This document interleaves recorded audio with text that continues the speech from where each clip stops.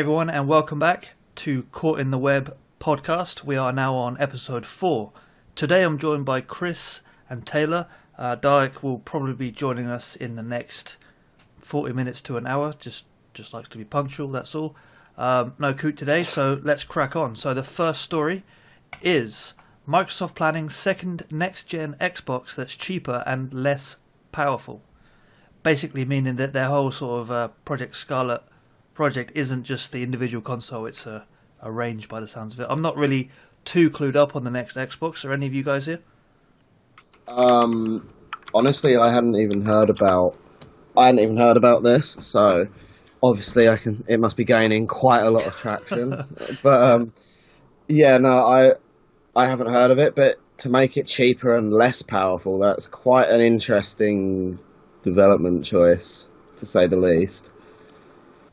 Yeah, I can sort of see how, like, you know, the games have almost, obviously there's exceptions, but games have almost, like, feels like they've plateaued, though, in terms of the specs that they need. Obviously there's outliers, like the new Red Dead Redemption, for example, but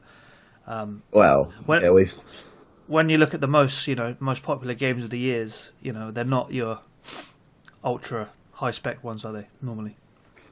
Not really, no. Like, I mean, I think we're seeing a big rise in the increase in sort of, I suppose, almost high-end indie games, if you will. Like, a lot of these smaller developers, I guess you could say, are actually creating games which are rising to the top of the charts, so to speak. So, yeah, I mean, I think part of next gen is, at the same time, the creation of games that don't require like masses and masses of hardware just to actually work.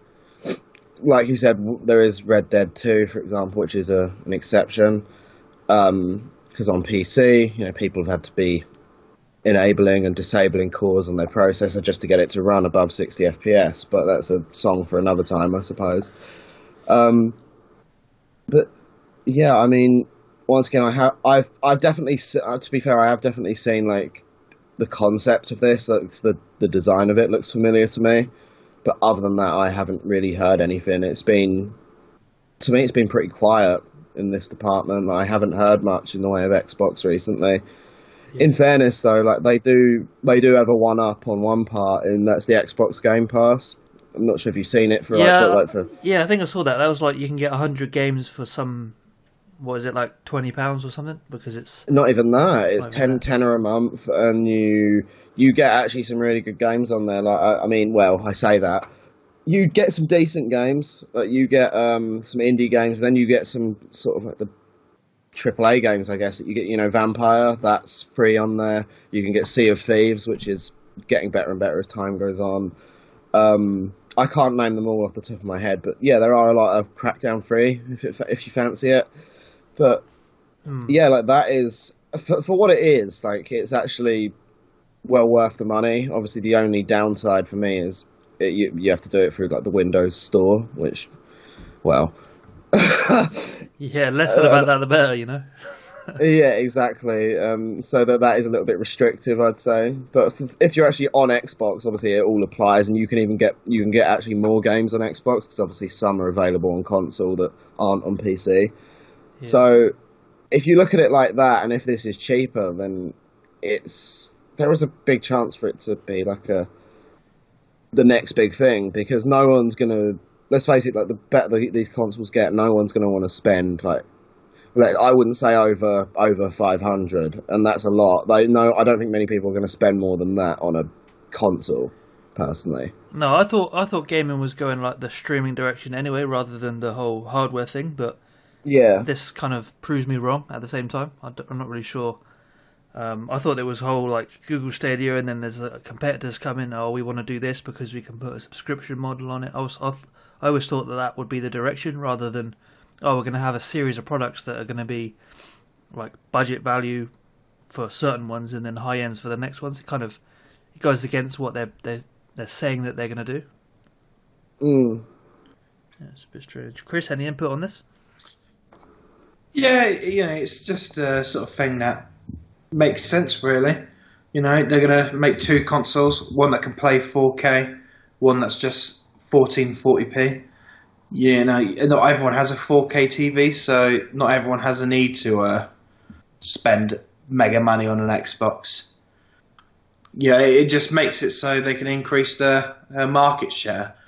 You know, they struggled with this generation. You know, they released a console that didn't really fare up well to the PlayStation. So this is obviously just their way to have a console that can be expensive, but then at the same time try to have the console that's the cheapest on the market.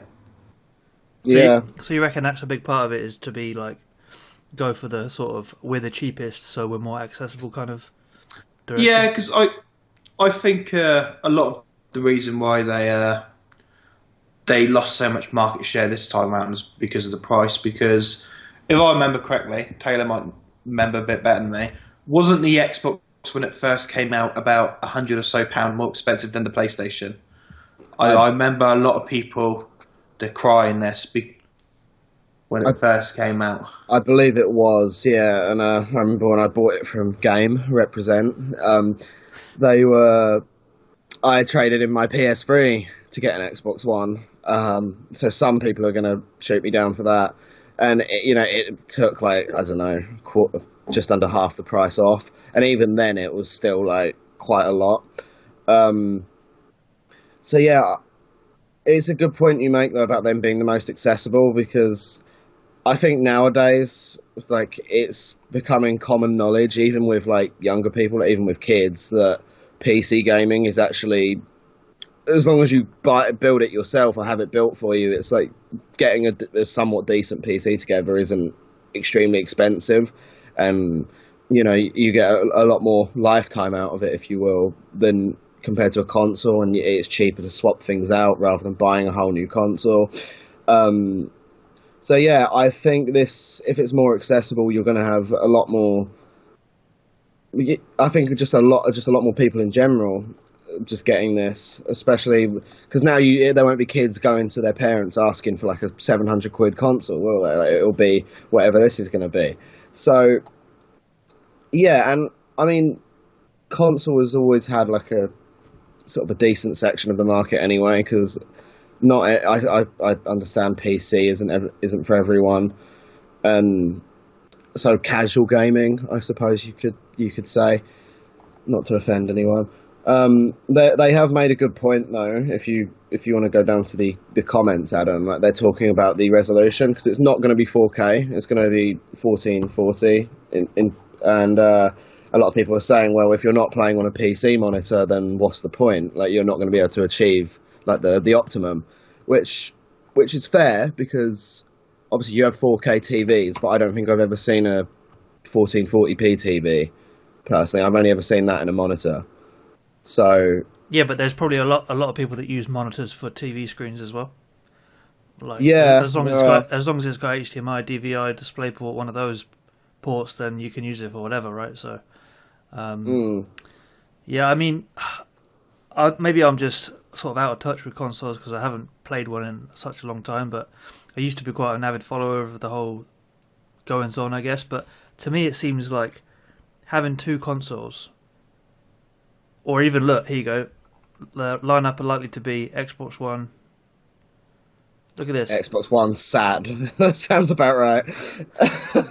I was under the impression that consoles should be like, you get your box, you fill it with hardware that can run the games for the next 3 to 4 years. Is that the lifespan normally? Oh, I mean, look at the Xbox 360. That stretched for a long time. It was about 10 years, wasn't it?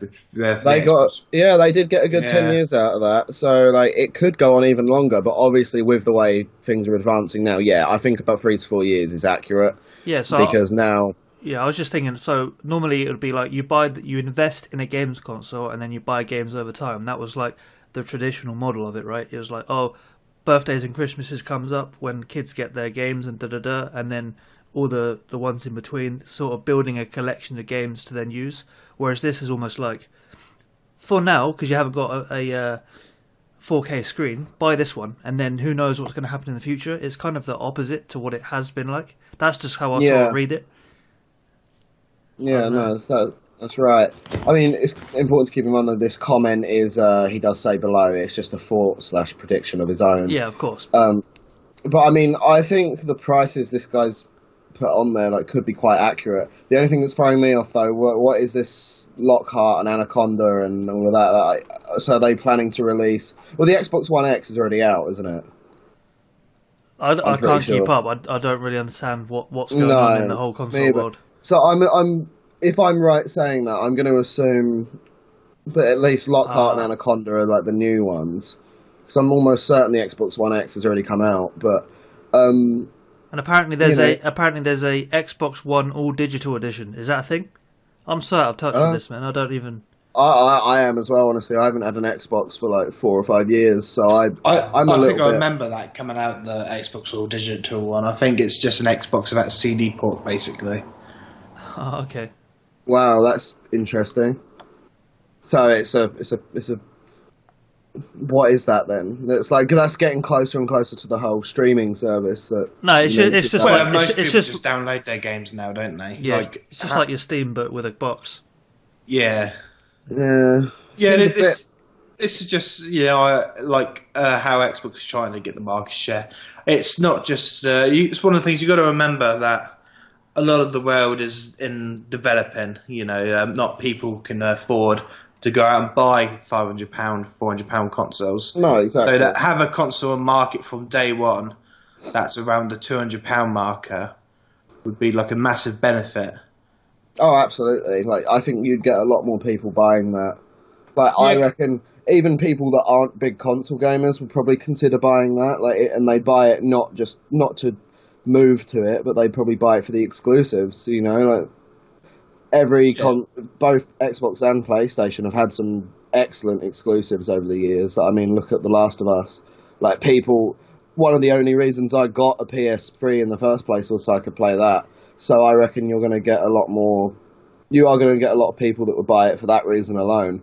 And yeah, so it's not a bad shout having cheaper consoles. It's just as long as they can make it perform at the same level as like some of the other next gen stuff available. I can't really see much going wrong with it. But at the same time. So what are these high end ones going to give people that the low end ones don't, apart from the resolution? Because is the resolution enough?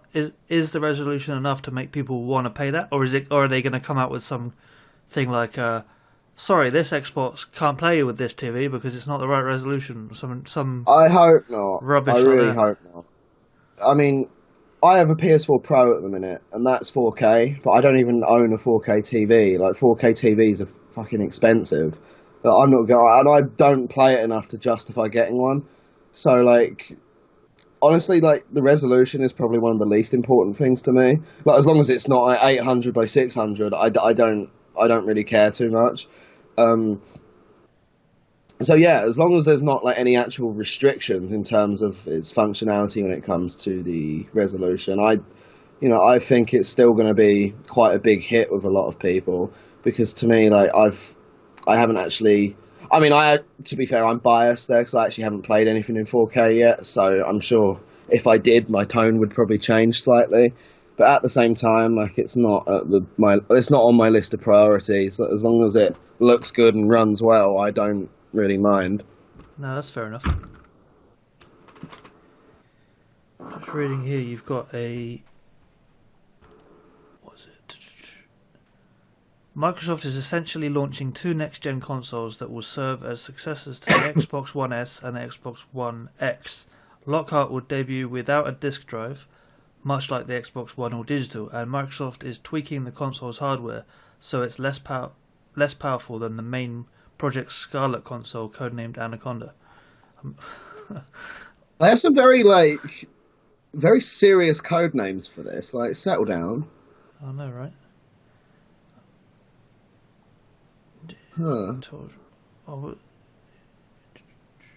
Yeah, I think this is basically just trying to not make the same mistake again by being, as you said, Chris, by being way more expensive than the competition with the whole Xbox One type thing. Yeah, I mean, I probably don't have any more input on this that will be any help. Would anyone else like to say a few more things before we move on? I got nothing. Yeah, let's just move on. Next gen. Okay, let's see. Let's pick a random tab. Or not. End of an era as Google founders step down from parent company. So this is Larry Page and Sergey Brin, basically handing over control of the Alphabet Corporation to, I don't know how to say his name, but I'm going to say Sundar Pichai, I think. Pichai, maybe? Pichai, yeah, he's the current boss man, if you will, of Google, I believe. Oh man, I sound so out of touch on this, or I'm just extremely tired. Anyway, they're passing their baby on. It's like that's pretty big. That is extremely big. Like, I mean, Google's not like that's no joke. Like, that is. It may not seem like a big thing to some people, but like considering how much or how influential Google has been, like that is a huge decision to make. Like, I'm sure they are going to be sitting comfy. Like, they're not going to be hard up on money after this. But I don't know, man. Like, they have like the most commonly used. Google, I guess, does count as a website, doesn't it? They have the most frequently and commonly used website on the entire internet, basically. Like, and it's just. It's the fourth biggest company in the world. That's what I mean. Like, it's like. You'd think this would be front page news, realistically, but I haven't even heard of this until now. So it's quite the decision. Did they ever give any reasoning for it? No, I think it's just. I imagine it's an immense amount of pressure, but I'm just reading here today. Let me just double check. So they wrote a public letter on Tuesday, which I'm going to go for. When was this article published? This article was published. I can't see the date and time, so I'm just going to carry on reading it anyway. They've said, We've never been ones to hold on to management roles when we think there's a better way to run the company, and Alphabet and Google no longer need two CEOs and a president. That's a pretty bold statement there. And then you've got the current CEO of Google is the Sundar guy, and he said, "I'm excited about Alphabet's long-term focus on tackling big challenges through technology." So basically, he's like, "Yes, boys, pass it to me, no problem." I imagine so. Yeah. Yeah, here you go. Brin and Page, both 46, said they would remain, quote, actively involved, end quote, as board members and major shareholders. And then, in addition, we plan to continue talking with Sundar regularly. So can you imagine that, building the biggest bloody company, one of the biggest companies in the world, and then going, all right, time to pass the keys over. Exactly. Like, yeah, I'm sure there's a better way to do things. Someone else probably has better ideas, so let's do it. So yeah, it is very off the bat, but like, I mean, it's good of them as well, because realistically they could hang on to this little empire until the day they die and not do anything with it, and they'd still be like some very rich people. But no, I don't. I mean, it could be a change for better or for worse. But if they're staying actively involved, like, it won't get too out of hand. Like, it's not like we're going to see Google turn into a subscription model anytime soon. Yeah, I was going to say, you open up your Google and it says, "Hi there, we've noticed you've searched for this. If you want to continue using our product, pay us $2 a month." Yeah, like, I mean, I think there is, like, I have no doubts that there's a better way to do things. I'm running on the assumption that they're handing it on to someone who is Sundar. Is he like younger than them, or is he like same age? Did it detail that? Yeah, no, he's actually. I think he's actually older than them. Pass it over to the seniors, you know. Yeah, fair enough. Well, I mean, for all we know, it could be progressive. Like, perhaps we are going to see some big changes in Google in the coming months, years, but hopefully they're all good ones. You know, like, I think it's a perfect opportunity for them to sort of change things around and get involved with some of like the global movements a bit more, as long as they don't go off the rails. Like, I reckon it could be quite the positive. Yeah, so just to give those of you an idea for people that don't know, is Alphabet is like the parent company that pretty much runs everything under the Google umbrella. So it's got, just seeing a diagram here, and they've got a company called Calico, something like that, and then you've got Google X, which is basically with their R&D team that work on out of this world stuff like AIs that control cars that do this and do your laundry. That's like their like research facility, I guess. They've also got Google Fiber under Alphabet, which is obviously, as it says, it's fiber optics and super fast internet, or as they think is super fast. Well, it's shut down now, isn't it? Is it fully shut down? Well, I thought if it isn't shut down, I think they're shutting down Google Fiber. I think they're in the process of doing it. Okay, I'll just carry on going from this diagram. It could have changed, but you've also got Google Ventures, which falls under Alphabet, which funding for bold new companies. It says, whatever that is, and also under Alphabet is Nest, which we talked about in a previous episode with the whole smart home products. And then you've got Google Capital, which is their basically investment firm that does long-term tech trends and puts money where the mouth is, I guess. And then obviously under Alphabet itself, you have Google, which contains a bunch of sub-companies and products such as ads, maps, apps, YouTube, search, and Android. So this is a pretty monumental change to leadership within a tech company, considering the amount of influence they have. It's pretty huge. So, right. Yeah, because it's obviously when you look at it like that, it's not just going to be Google that they're giving over. They're giving over all of those child projects and companies, I suppose you could say. So it's like, I mean, so the guy who's taking over, that's a lot of responsibility. Like, it's just like, yeah, do you just want all of this? It's like, yeah, right.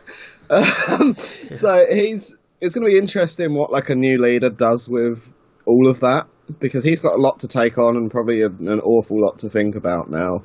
So I suppose the future of Google lies in the stars somewhere at this point. But I don't have anything against Google. Forgive me if I'm wrong, but I don't think they've done anything too controversial recently.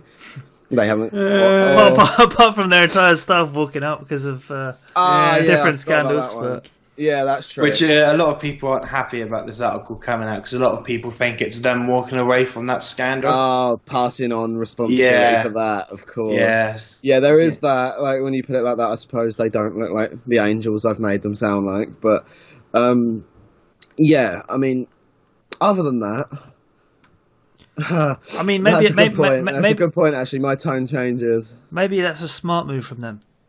Oh, absolutely. So they can just they can have new leadership. They say, look, we've stepped down. There's someone else taking over. Let's forget all about it. Yeah. I mean, they can play that card if they like. It's not so much passing blame, but they're at least getting that off their back before they come under fire, too much fire, I guess, because whatever's going on behind the scenes, if there's anything going on that could potentially get them in a lot of trouble, I suppose they don't want to spend years in prison while they've got $60 billion to enjoy. You know? So just on that, I'm not sure they're connected to any of the sexual harassment complaint. I just think this is Oh no, I'm not referring to that. That was just a vague comment. I'm not trying to conspire there. I just think they've worked in Google their whole entire life. They're obviously passionate about this sort of thing. They're probably stepping away from a leadership role so they can get involved back in what they was originally doing, which is sort of the programmer side and being involved in the actual projects directly. Because, when they're in the leadership role of Alphabet, all their time would be spent on management. None of it would be spent on actually, getting involved and working. And I think this is just stepping away as a management position and going back into it, and being able to just complete passion projects and whatnot. Yeah, of course. Yeah, I do think the timing is right, though. I mean, perfect timing, especially as we just talked about all the stuff going on. I just read the bottom half of this article, and it said, I'm just going to paraphrase here, but basically, last year, Larry Page was called before the US Senate Intelligence Committee, investigating foreign powers' influence in elections, and he didn't show up. And then last week, Google dismissed several outspoken workers for allegedly violating its data security policies. Basically, some employees accused the firm of trying to suppress its critics. And thirdly, thousands of employees walked out of Google offices around the world last year to protest against a $90 million payoff to the former Android boss Andy Rubin because of sexual misconduct claims. So they're not exactly the most clean-cut crystal company at the moment. So maybe it's out with the old, in with the new in terms of a image perspective. Maybe this is just an image marketing thing or PR. You've got to remember that, like, it was only a couple of weeks ago we discussed the fact that they bought everyone's health data in America, 27 states worth of health data. They should never be put down as this sort of idealistic good company. They're just as bad as Facebook. They're just as bad as Amazon. They collect data and, they use it, sort of thing. And as you said, like, he didn't show up to a Senate meeting about how the data is used. Google, all the time, gets fined by the EU constantly, and because of the way they handle data. It's a company that does intentionally go out as a way to avoid regulations, break regulations, just to run it the same way they want to run a company. And they've been doing that for 21 years. Yeah, it's I don't really know where you was going, Taylor, with how Google was this sort of bastion of... No, I know. I mean, you reminded me, actually, because I remember reading about, like, where the employees walked out. I even remember mentioning that to someone and saying, like, shit, this is pretty bad. So I'm not quite sure which company I mixed them up with, because obviously a lot of companies have been in the limelight with us when it comes to the awful things that they're doing. So I suppose Google hasn't always been like a point of discussion there. It is also funny if you somewhere at the bottom of the article they changed their company motto, didn't they? Like, to don't be evil, to do the right thing. And I find that kind of funny. So does that mean they're going to start allowing necessary evils, so to speak? Or is that... I think that's when they started taking government military contracts. Yeah. Yeah, there was I think now that you have refreshed my memory, wasn't there a case of Google recently where they were shown to be like I'm pretty sure they gave someone the sack. It was someone right wing, and I'm pretty sure they kicked them out for that. I'm almost certain it was Google that did that. No, I wouldn't be surprised that they're this isn't like the fault of individuals. It's just when companies get too big, they all sort of become the same thing, because a company's end game ideal is to make profit. There was nothing else that gets in the way for a big company that involves tens of thousands of people. It's a machine that's solely built to make profit. So other things just get thrown out the window. Absolutely. Can I just point out as well? Is that Larry Page on the... Yeah, it is on him on the left. Can I just say that Larry Page does look like a computer scientist? Like, Adam, you might agree with me there. He has that computer science look. What are you trying to say? Well, I'm not being funny, but he hasn't even brushed his hair, mate. Yeah, when you're the Google founders, you don't even have to get out of bed, to be honest. Yeah, he could have shown up in his pajamas if he wanted to, like, realistically. He could have pulled a... fucking, what's his name? Could have pulled a Zuckerberg and came in Walmart clothing if he really wanted to. So if you were, I know this is, none of us in here have the credentials to even begin to answer this question, but let's say you're given the reins of Alphabet. From a high level perspective, what do you do? What's your first year move? Oh, Christ.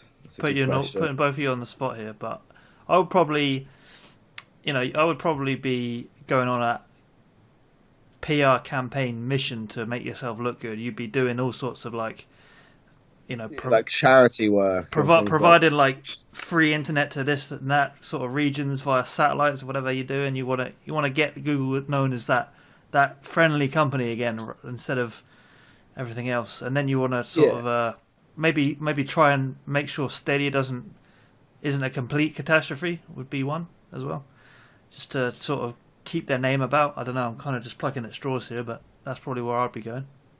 I would just embrace the evilness of it. We're Google. Go fuck yourself. That's what they should change their motto to. Yeah, that's what they should just change their motto to. Go fuck yourself. All right, so we've established that Chris should not be given reign over a powerful company, but No, He should have went to the Senate meeting, and he should have just took all the senators' Google data and just slowly in front of the cameras just started reading it out. like their search history. Yeah, just slowly God. just pulled the paper out and just started reading it, and then just be like, next time you call me in, I'm going to do the same thing. Remember who's got the power here. Yeah, fair. But I mean, I suppose they can nail him with like violation of privacy and everything there, couldn't they? Like Computer Misuse Act, all of that. I just remember when they got done with that. I just read it here as well. Just reminded me about the anti-competitive thing, the European Yes. Commission fined him for, where they basically were blocking Microsoft and Yahoo from selling ads in the search results. Yeah, I know. Like that is funny. I mean, I suppose when you control like a big section of the internet, you have the power to do that. But I'm pretty sure that does fall under computer misuse. Hence the fucking £1.3 billion fine. Yeah, so it's not just that though. It's that the 1.3 billion. Was it euros? Yeah, no, 1.5 billion euros which is 1.3 billion pounds. That was by the European Commission because of abusive practices, right, for the blogging, and then they got the that followed a $5 billion fine for anti-competitive behaviour, and then you've got a fine on top of that for Android OS. It's just non-stop with these guys, and they just don't care. So, Yeah. Yeah, This is basically the reason why. Change. This is basically because Microsoft had loads of anti-competitive fines, didn't they? Yeah. It's like when you download, buy a new computer now and it has Microsoft pre-installed in that. As soon as you open it up, it like asks you what browser you want to download, doesn't it? Because it can't just download Internet Explorer now. It's like the default one. So it's got to be like, oh, pick a browser. Please pick Internet Explorer. yeah, but this, yeah, the Internet Explorer is looking for like hand-me-downs at this point. It's like, please, we promise it's good. And then they just gave up and destroyed Internet Explorer and built Edge off the Chrome OS anyway. So it's like, okay, fair enough. Edge was basically like the new Edge is actually pretty solid, to be honest. Really, Yeah. I didn't bother to try it, to be completely honest. I still use Opera, so that's good. I use Firefox. I use Brave because I support the community, you know. All right then. No, I don't really.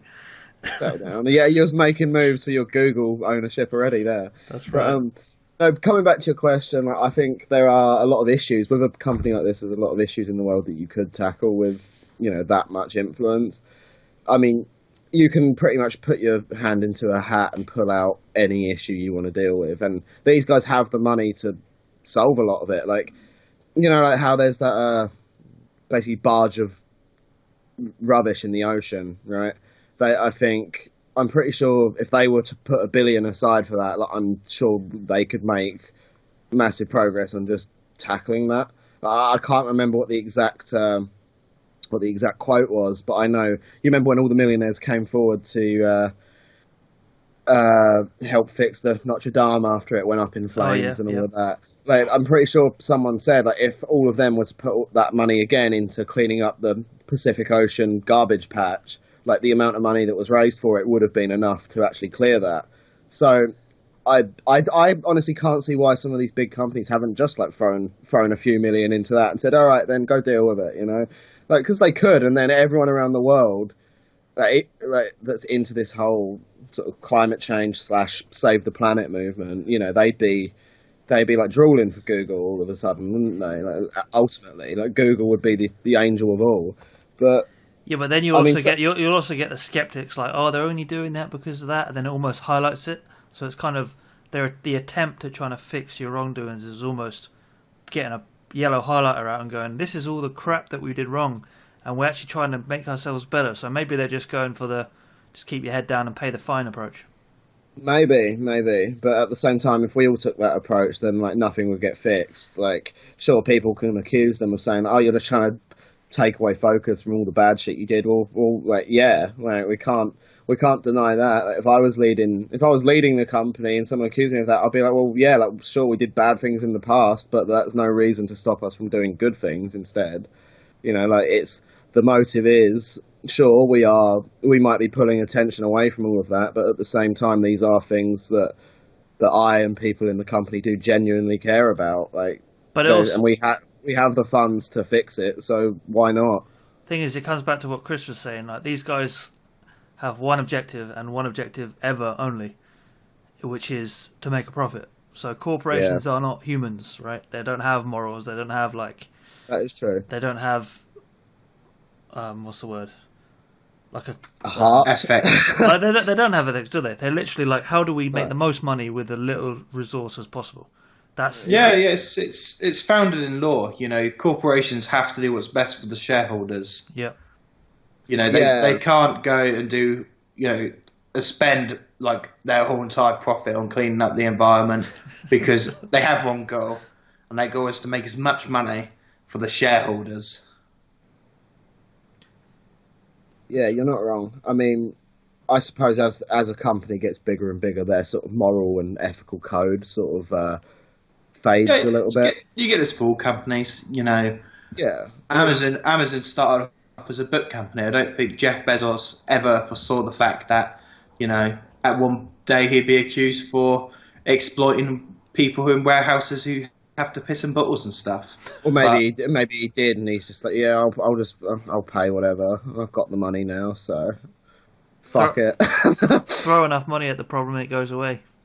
It does, and the thing is that that's one of the things I dislike about big companies. Not to come off as like a communist or anything, but the thing is, like, I found that in any company, the further up the chain you go, the less they seem to care about people, and it literally does just become about the profit and the statistics and the income and the excess. Like, that's the thing. Like that's the thing. Like, as you go up those roles, like that's what their job is. They're there to care about that.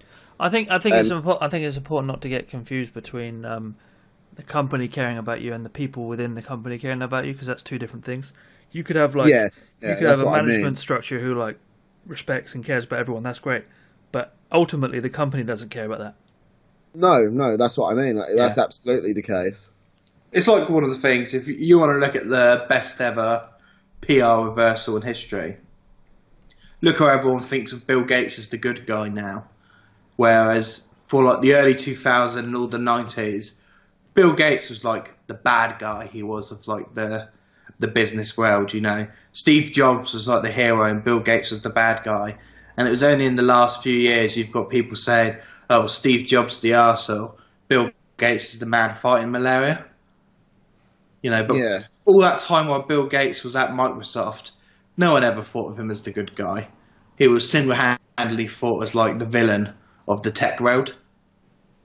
Bill Gates would come and he would make a competitor to your company, and he would basically shut your company down. That is true. Like a boss.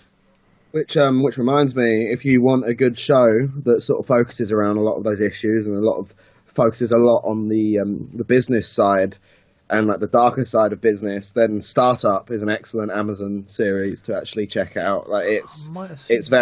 It talks a lot about it is about a startup, and then this parent, a rival company, if you will, tries to strike up a deal. But what isn't mentioned in their terms of services or their contract is that the other company that is also getting a share belongs to them. Spoilers here. It's not spoilers. This is literally in the intro, or in the trailer. I won't give any spoilers to what actually happens, but yeah, so that is actually something that happens. It's called a hostile takeover. So, yeah, definitely check that out if you're interested in that kind of stuff. And there's a lot of big Startup, yeah. Startup. There's a lot of big actors in it. Actually, there's an English fella that I say he's a big actor. I can't even remember his name, but he is in a lot of stuff. Okay, so that little bit of silence is probably my cue to move on the story. Would anyone else like to add a few more parting words, I guess? Martin Freeman, by the way, is the guy that seems to be in this, yeah. Martin Freeman. I'm trying to think if I've seen that show. I recognise the name. Startup. How many seasons has it been going for? Last I checked, there was 2, but there might be more now. There's 3 now. Oh, look at that. Shit. I've only seen the first season, so... I might totally buy the box set for that. It is very good. It's very well made.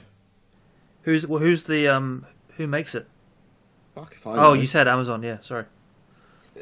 Yeah, I don't know who like the actual director is, but No, sorry, I meant it's like where is it? Amazon. Where is it on? Oh, Amazon. Okay. sorry. Yeah, it's Amazon Prime. Yeah, Gotcha. It's got One Perlman in it as well. it's got what? One Perlman. Oh, right, yeah. I'm just gonna pretend You I know know who who One that is. Perlman is. Yeah. He's the guy who does War. War never changes. Oh, really? Yeah, you know he's in Hellboy. He was in Sons of Anarchy. He plays Hellboy in the films Hellboy. Oh, You know who yeah, Von yeah, Perlman yeah, is. yes, I know. Who Yeah, that is. if you saw his face, you know who he is. He's Hellboy to me. Well, no, David Harbour plays Hellboy in the most recent one. Wait, let me just. Oh, make yeah. It's, the 2004 one. The Sons of Anarchy one. Yeah, I know who the one. Ron Perlman, right? Yeah. Of course I know who that is. Yeah. War. War never changes. Decent. He's a All good, right. yeah. Next story we've got is our favorite company, Apple, will reportedly, nothing confirmed, release an iPhone without any ports in 2021. Oh, excellent. What the hell? Thick, dude. So I can't just if you're in your car and you want to fucking plug in your phone and charge it while you're using your GPS, you can't now. I'm sorry. Is that actually what they're doing? Are they going to move it exclusively to wireless charging as well? This is a source coming back with the possibility of it happening. So let's just say that it is going to happen, although who knows what's going to happen, Yeah. I'm going to play devil's advocate here and say, why is this such a bad thing? I find phones that take on.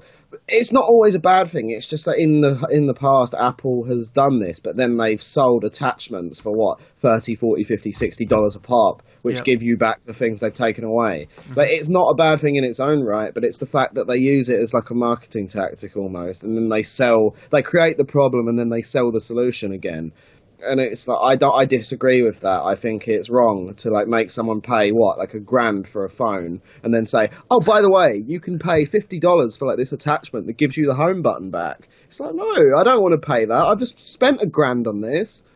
It's and yeah, I don't. And plus, wireless charging, that's great, but that's only great if you're in your house. I charge my phone on the go. I charge it in my car. I plug it into my laptop when I'm at uni. I charge it that way. I'm not going to carry around this wireless charging dock everywhere I go and just be like, hold on, guys, just need to get my phone charger out.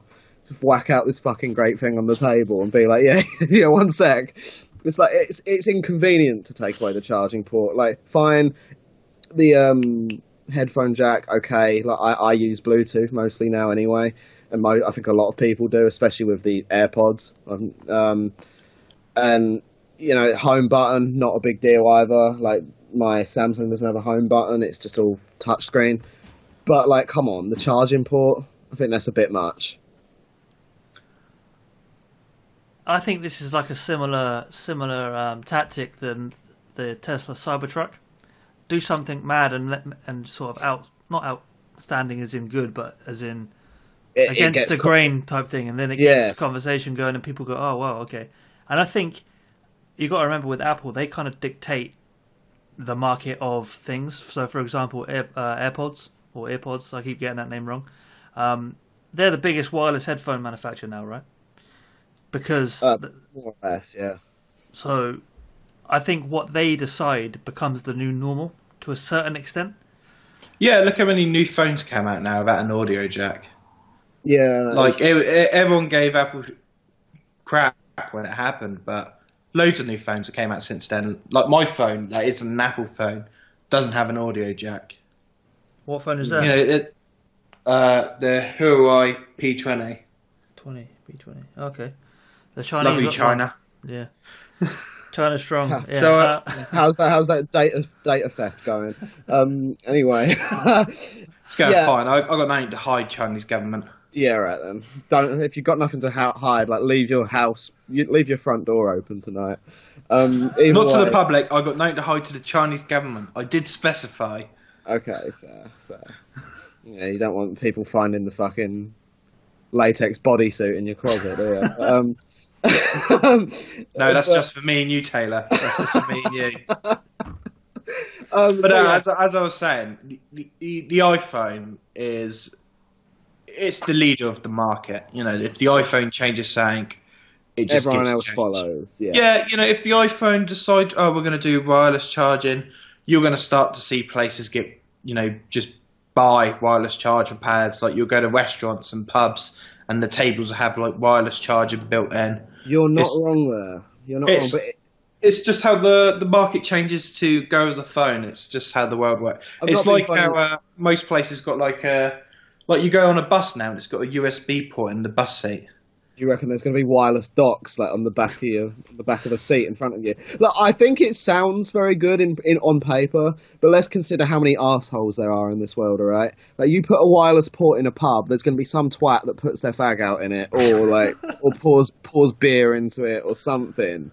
It's going to be like, oh, you're going to find like some old chips like whacked in there. It's like.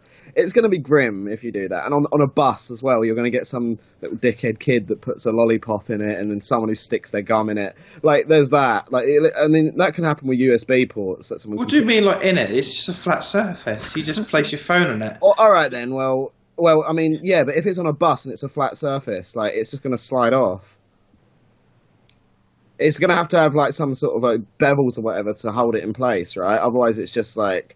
the slightest knock would just like send it flying. I mean, to be fair, the person that buys a $3,500 phone might as well just get an Uber, right? So. Yeah. Is that really how much it's going to be? No, I was just taking the piss. Okay, fair, yeah. I mean, to be fair, I can't justify spending that much money on a phone, but like, buying it outright is cheaper than going through contracts most of the time. Like, I've spent like probably triple my phone's value just for a contract, so... Well, not quite yet, but soon. But what I find quite interesting is during the last, like, have we been talking about this for maybe 10 minutes or so at a push? We've gone from, why would you ever want to buy a phone with no ports in, to being like, actually, we could probably live with this and it's the future. So I think that's the sort of conversation that people are going to have, and I think people will eventually go, all right, there's no ports because now we're in 2020 and there's no ports in phones. Just like how phones don't have buttons anymore.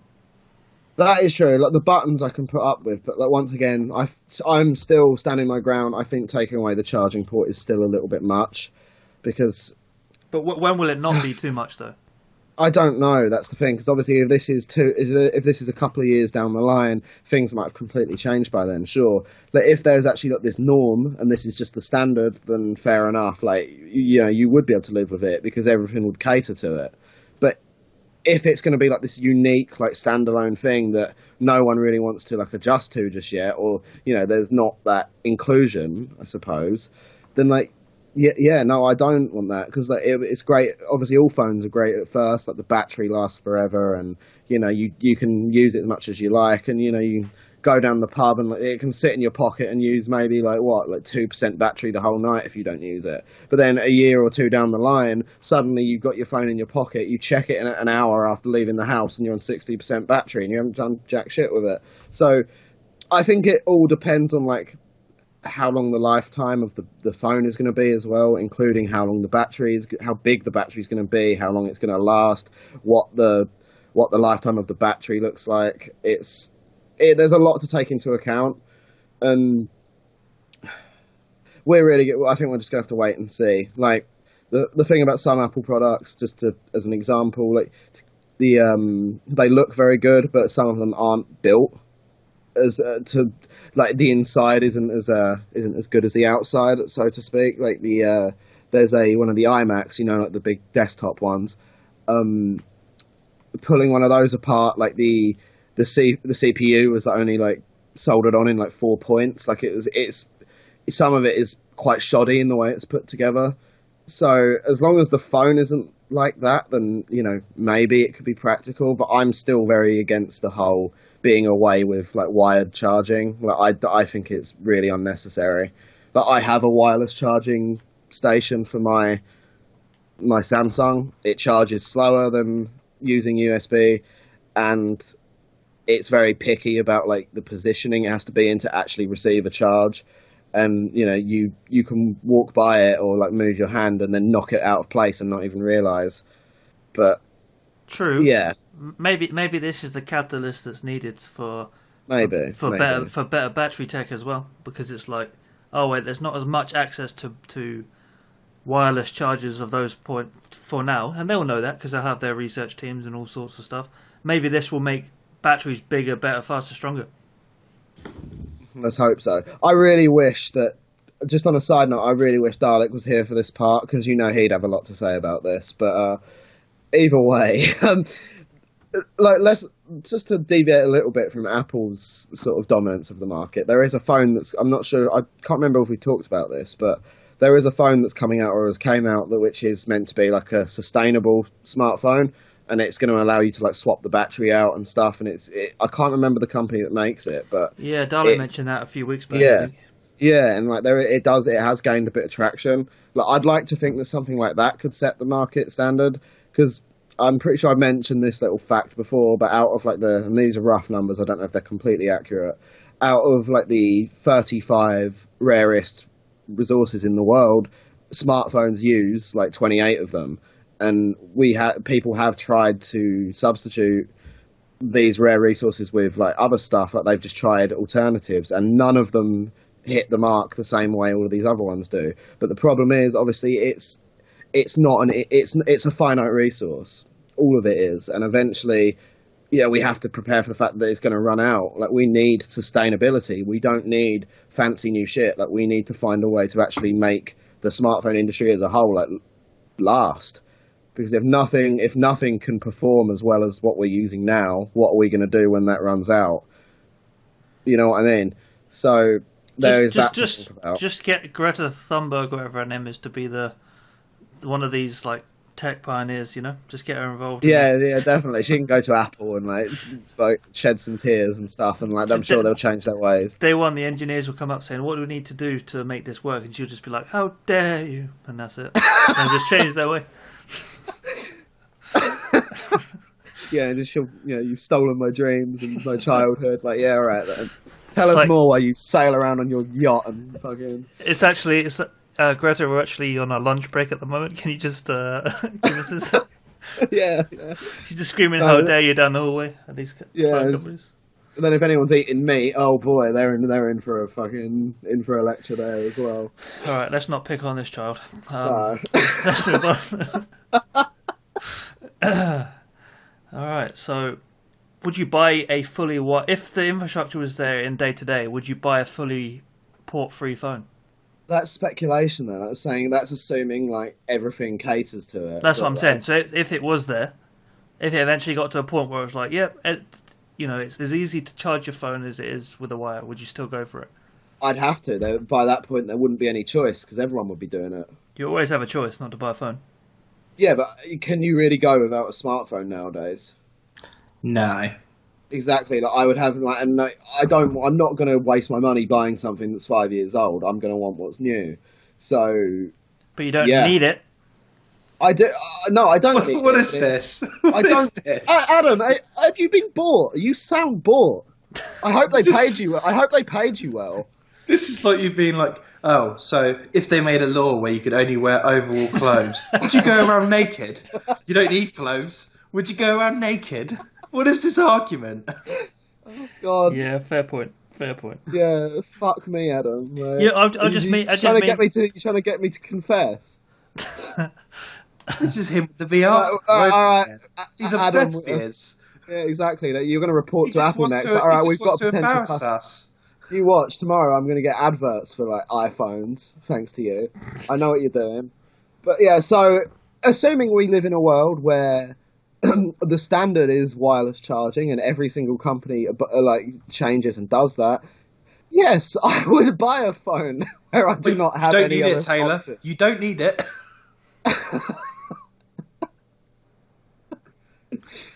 Why don't you just buy a hut and live in the New Forest? Let me guess, Adam. Like the planes and the chemtrails are real, yeah. Yeah, there's nothing I can say to dig myself out of that one. So yeah, all right. I've been rumbled, Steve. I mean, but no. I suppose what I meant to say was like, this headline is only here because they think it's going to make people go, "Why the hell do we need that?" I'm just wondering if do you think we'll ever get to that point where this will be a normal thing, or is it just one of these shoot it in the air like a firework. Everyone goes, "Well, look at that!" Then it disappears, and we go back to USB ports and headphones. That's my main sort of question, really. Yeah, I mean, you have got a point. I mean, look at how long we've been talking about this. Like, it has struck up a big conversation, really. So I suppose even if they don't do this, like this just brings attention to the fact they're bringing out a new iPhone. Because if you think about it, a big complaint that people make is, "Oh my God, Apple's releasing another one." You know, so like now we haven't even mentioned that yet. Like we're saying, just remember, you don't need it. Remember. That's what I mean. Like a lot of people complain about that, about how often they release iPhones, and now we didn't even mention that until now. Like we've been talking about, wow, like this new iPhone is controversial in some respects. It's not even a new iPhone they released. It's just an article predicting speculation. Oh, well, fuck them then. So we don't even know if it's true. So it better be after how long we've spent talking about it. Turns out it's going to have like 3 extra ports and 2 headphone jacks. Yeah, like they've been the good guys, and we've just been shitting all over them. Yeah. Oh dear. This has Tim Cook all over it. What an arsehole. Oh God, here we go. This is what I don't understand. Like, fair enough, I might be an Apple spy and just a yes man for that company, but why are you so against Tim Cook for? Oh, he comes across as, he's like a geography teacher, isn't he? Who's like, call me Dave, not David. Call me Dave. Oh God. I'm not here to teach you. We're here to learn of each other. What's wrong with that? It's just the way he comes across, Oh, I know what I'm going to do. I'm going to walk out to my keynote speech, and I'm going to get Limp Bizkit to play the opening, because they're a cool band. They're hip with the kids. Next year, I'm going to have Nickelback. Christ. Hello, everyone. I'm Tim Cook, and I'm really cool. I'm just as cool as Steve Jobs. Please. I'm just as cool as Steve Jobs. We should probably note that Chris has just accepted a job with Samsung. Yeah, no. So what's Tim Cook done to hurt you, Chris? We're free to talk. No, he's not done nothing to hurt me. Really, I think Apple's probably the best company out there for anyone who respects their privacy. If you're willing to pay a little bit more money, I think the Apple phone's probably the phone you should buy, because Apple have always been the company that have looked to keep your data secure. They refused the FBI the data from the phone the other year ago. The FBI got it anyway, but that's because they spent millions of pounds hacking the phone. But if you want to go to a company that looks after you and keeps your data secure, you should probably buy an Apple. You say that, but as far as we know, they keep it secure and they don't sell it to anyone. There was a big court case where they fought over it, though. Yeah, I don't think we'd had quite the charade there with that, if that was the case. If that was any other company, the data would have been given over willingly. Yeah, but in fairness, Apple just flat out refused to the FBI. The phone they didn't give to them, didn't that belong to like a mass shooter? I think it was a suspected terror cell, wasn't it, or something like that? I think it was. Yeah, I think it was. I'm pretty sure there was one where like they'd killed a mass shooter and like they needed to get into his phone, but like Apple refused. And I get it, because like they had to set the standard. Like they couldn't just like go. They couldn't just do it. They couldn't do it as a one-off. I get that. This is one of the situations where you can't look at the incident. You just have to look at the precedents data sets. Yeah. So I suppose I can admire them for that, but at the same time, they got a lot of hate because they didn't give over the information about terrorists. Because Facebook would have put in a zip file on a USB stick that second if they were asked. Yeah, exactly. They wouldn't have. They'd have it done before the FBI even asked, mate. But no, I agree. I sort of agree with you, Chris, there. But like, there was the other case with because they got done about the iCloud security, didn't they? When all those celebrities were getting their like intimate photos and shit leaked. Oh yeah, the infamous fappening. Yeah, and then all of a sudden it's like Apple basically like, okay, we've got to make a stand. What are we doing here? What's our approach? And then all of a sudden they're like, Mr. Privacy. This is because, like I said this the other week, Apple is one of the big tech companies, and it's pretty much the only one that doesn't make its money off advertising. Yep. Apple makes its money selling hardware mixed with software. It doesn't need your data because it doesn't advertise to you. It's not like Google, Amazon, or Facebook. it makes its money just because it makes good products and it sells it to you. So what are they doing with that Siri data? Well, they're using it to better Siri, but they're not using it. They don't sell the Siri data, do they? I don't know. Not as far as we know. I think they're just using that to try to make Siri better, and it's just something you need to have to make AI better. There's lots of data. But Chris is actually the Apple spy here. So go to courtintheweb.com/shop /Apple for 10% off your next iPhone order. No, that's a joke. But yeah, fucking Tim Cook though. Okay, well, What are you guys up? Have you guys recently, apart from you, Chris, because you just got that? Have you just got that Huawei phone? No, I've had it for a while. What what sort of phone would you upgrade to now then if you had to upgrade? Like I'm thinking about upgrading soon. I'm just sort of trying to get the conversation going about what phone you'd go to at the moment and things. I'll probably agree I'd go to iPhone, but maybe not the latest one. I'd probably go for the couple of gens up, I guess. I doubt I'd go to iPhone, to be honest. I don't really have anything against them because I had an iPhone. I had an iPhone 5S when it first came out. Oh yeah. But I won't slander the company I bought it from too much. I won't even mention them. But they charged me an extortionate amount each month, and I didn't realise how bad it was because it was my Car phone warehouse. No, don't go. Phones for you. Don't start doing this. Vodafone. No. Free. Yeah, but Of course. Either way, it was like close to 60 a month for that, and it wasn't even unlimited data. I was like, really? Bring back gift gaff. That's all I'm saying.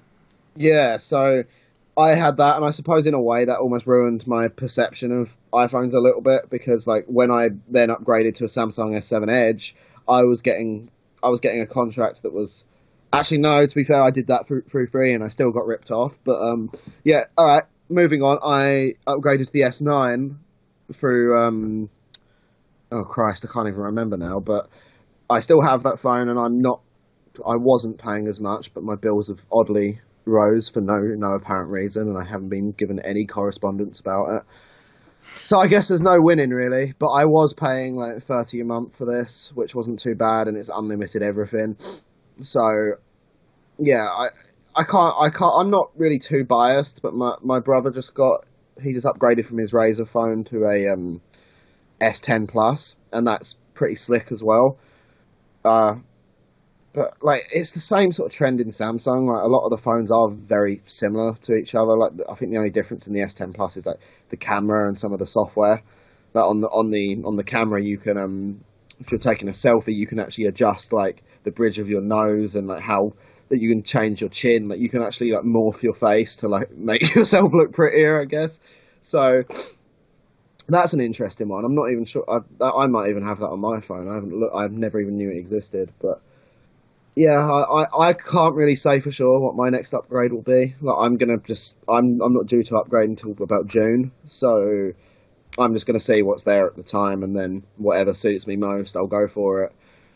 But yeah, there's a lot of up and comers on the market now. You know, like there's that new sustainable smartphone, and then obviously you got Huawei making movements as well with theirs. Like the camera on some of them is really nice. But then there's the Google phones as well, and like the camera on them is like the Pixels, yeah. Yeah, the camera on them is outstanding. Like there was someone I used to work with, she had one of them, and like the camera looks like. It's like photographer quality, no lie. It looks amazing. It's the best camera I've ever seen. So, yeah, like it's really hard to make a choice nowadays. To be completely, you get that with the Huawei as well. Their cameras are really good. They're Leica cameras, so they're named brand cameras on them. Actually, while we're on that topic, what is the actual pronunciation for that? Is it Huawei? Huawei. Yeah. I'm not sure, to be honest. I've just guessed it. It does sort of sound like that, doesn't it? You know? Yeah, Huawei. Yeah. I mean, that's just the norm. I know the pronunciation down here is Huawei, so yeah, I'm not sure. Yeah, fair. But that could all change, right? You know, the new Huawei's I think it's the first time. Well, let me make sure not to get this wrong. the new Huawei doesn't have a single American component in it. Fun fact. Really? Yep. Oh. Damn. Fun little tidbit for you there. Moving on to another one. Speaking of smartphones, as smartphones became more popular, more people were sent to the hospital after dropping their phones on themselves. What? Can I just ask, who added this? I don't know. I really don't. Was it Dalek? Yeah, it might have been. Yeah, it must have been. Yeah, no, I didn't. Oh my god. More people were sent to study fines. That's just funny to me. Oh dear. So, what is this like when you're like lying on your bed with like your phone held up and you like drop it on your nose? I mean, How does that send you to the hospital? I don't understand. Like, I've dropped my phone on my Phones face. are really before, but light. I've never been like, oh my god, call 999. Like, it's never been like that. It's been like, fuck, that hurt. I'm such a moron. But I've got a bruised eye now because I dropped my phone. That's about as bad as it gets. Not like neck injury. It's like, bro, what are they doing? Have they got like fucking 20-kilogram weights attached to their phones or something? they're just hanging off their ceiling and watching movies, and it's just like impaling them. They've just got like a phone case that just has razor blades around the edge. Oh, okay. Injuries spiked after the first iPhone was released. How do people... Oh, yeah, researchers also counted 90 people who were injured while playing Pokemon Go. Yeah, that's because there was a bunch of dipshits who stepped out in the road and like got hit by cars. Not really low for that, though, when you think, when there was like 100 million people that played that game. I'm just thinking the number would have been higher. 90 seems quite low. It's just natural selection, to be honest. But, yeah, like... I mean, dropping your phone on your face is one thing, then walking out in front of a car playing a game, that's another. Yeah, that's I suppose if you're going to play a game while crossing a street, in a way you almost deserve to get hit by a car, to be honest. But it's like... dark. Well, I'm sorry, but who plays on their phone while crossing the street? Like, that's like literally asking to get hit. Like, what are you going to do if like a big fucking truck comes round and they can't, they can't brake on time? Then you just get pelted off the road by a bus. What makes you think anyone playing Pokemon Go was in the street? Well, some of them did get hit by cars. Like they're not in their like local park when they got hit by a car, were they? I don't know, but either way, this article might be referring just like tripping over a branch or something. This guy's going hit by cars and all sorts of shit. I don't think anyone was playing while like on the middle of the street. No, some of them were. That's what happened with Pokemon Go. Just trying to catch a Bulbasaur on the M1, just like... That line there, though, it was that 1, 2, 3, 5 paragraphs down, is the line I didn't really think about when this article came in.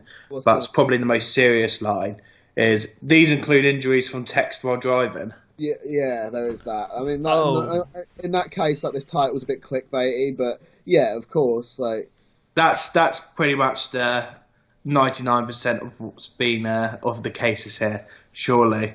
And there you go. They decided it's funnier just to be like, oh, people are dropping phones on themselves. It's causing neck injuries. Like, yeah, right. We're there. You turn your head to.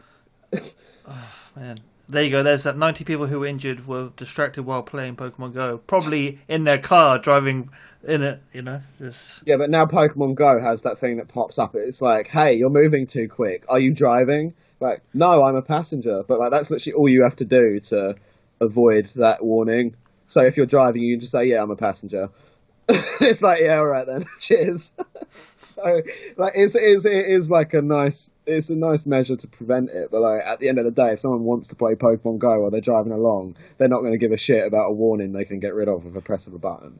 So that's probably where, yeah, there is. But there were a couple of cases where there were people that ran out in the road trying to catch a Pikachu or whatever, and they got struck by a car. Like, and you should expect that if you run out in a road without looking. But it does say that children under the age of 13 accounted for the vast majority of direct injuries. But yeah, adults were at a much higher risk for injuries related to distraction. So yeah, and it was people over the age of 50 with the highest risk for that. So yeah. there you go. Okay, boomers. Yeah, I was about to say that. You're the problem. It is. It's funny, isn't it? Like, it's always people that age that complain about like kids always being on their phone and being distracted by video games. But like, yeah, it's them that's like, oh yeah, like, don't worry, distracted. I'm distracted while driving. I'm texting behind the wheel. But these kids and their phones. Yeah, I think we're okay to take to make out the boomer generation as well, because there's not going to be many of them listening to our podcast. Well, no, so I feel like they're fair game. Yeah, to be fair, like their ideals are sort of dying out a bit now, as well as their generation. So, Taylor's on fire today. The slow move for progression. The world slowly progresses on as one boomer dies at a time. All right. As they drop their phones on their necks while they're sleeping.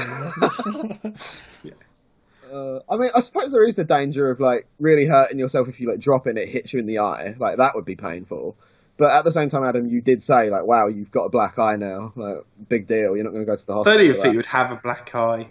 I mean, everyone's done that, right? You drop your phone on your foot, on your like, awkwardly on your neck, where you're just like laying there on your phone, or whatever it is. Everyone's done that, but not to the point where it's like, shit, where's accident and emergency when you need them? Yeah, the worst one's when you drop it on your nose because you feel like such a fucking idiot, and it hurts so much, and you're just like lying there in bed, like it's a clickbait article, isn't it? Yeah, really the headline should have been: as smartphones become more popular, so does people texting while driving. But that doesn't pay the bills, does it? I can't stand. I see people texting or driving like all the time, and I really can't stand it. You just want to fucking like pit maneuver them off the road, really, when you see it. But does that include stopped at a traffic light? No. I mean, actually, like, I remember I was coming off my street once. I was walking up the hill, and there was a guy in a van. Literally, had his phone up above the steering wheel, and he was texting while going up. And then there was a guy that was parked up on the hill, and he saw it. It was this old geezer, and he saw it, and he like sat on the horn for like a solid 5 seconds when he saw it. I was like, yeah, good on you, mate. Like, for once, I actually agree with you being like a moody old bastard, you know. It's like, because like, it was stupid. Like, why would you drive along like that, you know, going 30 miles an hour in like just a neighborhood like full of like, what's the word for that? Not industrial. What's the other one? Rural? No. Suburban. Suburban. Yeah, we'll go with that. Yeah, why would you drive through a place? You know, there's a good chance that there's going to be like a load of kids like around. You know, might be kids that cross the street or run out in the road, whatever. All playing Pokemon Go. Who Taylor doesn't playing Pokemon Go.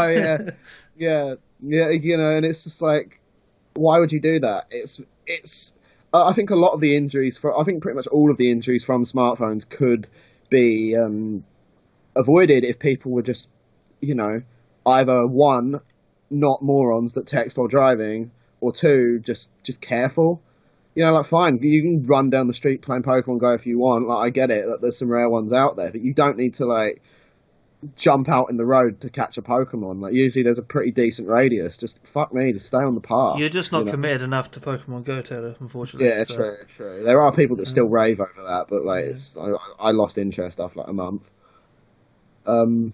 Deviating off course there, though. Yeah, new article. New article time. All right. Give us a segue, Adam. Well, give us a segue. Let me think of a segue. Segues don't really work when you have to think of them and you don't have it naturally ready to go. Speaking of TikTok. No, that's too dark. I was about to say something dark then, but never mind.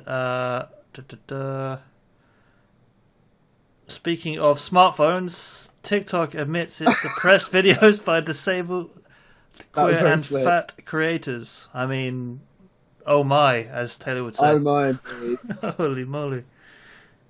TikTok, a social network video app with more than 1 billion downloads globally, admitted on Tuesday to a set of policies that had suppressed the reach of content created by users assumed to be, quote, vulnerable to cyberbullying, end quote. As examples of users, quote, susceptible to bullying or harassment, they then chose people who, or included in that policy, shall I say, were people with facial disfigurements, autism, Down syndrome, and disabled people or people with some facial problems such as birthmark, slight squint, etc., etc. Christ, this is like... Jesus. Yeah. Basically, to stop people being discriminated against, TikTok have decided to discriminate against people. Yeah. That's the thing, like, okay, so this article in itself is a little bit clickbait, in my opinion. Like, it makes it sound like it's just that done out of hate when it's not. Like, I get it.